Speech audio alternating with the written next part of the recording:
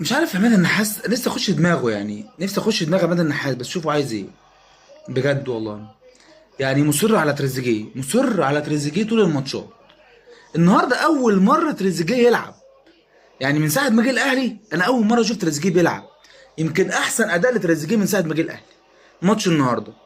اول تغيير، اول تغيير طلع تريزيجيه.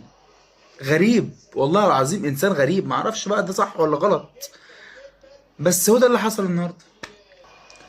بس بصراحه ثنائيه بن شرقي وتريزيجيه مع بعض في الملعب 10/10. بصراحه النهارده الاداء بتاعهم جابها نار بصراحه. نتمنى نشوف الثنائيه دي كتير الفتره الجايه، يعني نتمنى نشوف الاثنين. مش لازم نضطهد بن شرقي، يعني مش لازم نقعده، سيبك من القصه دي بقى مدى نحاس بالله عليك. لعبه ولعب معاه اللي انت بتحبه تريزيجيه، أنا عارف ان هو حبيبك. واحمد نبيل كوكا، احمد نبيل عماد النحاس كوكا، ابن عماد النحاس، مفيش غيره في الملعب.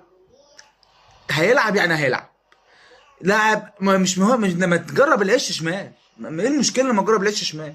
لا، احمد نبيل كوكا ما عندوش فكره عن الكوره، وهيلعب غصب عن اي حد.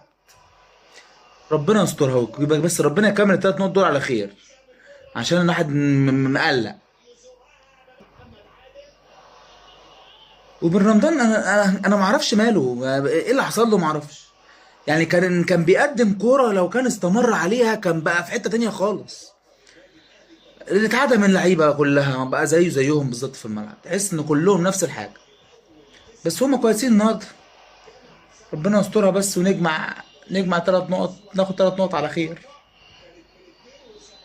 الواحد تعب من الصياح، بجد تعبت من الصياح.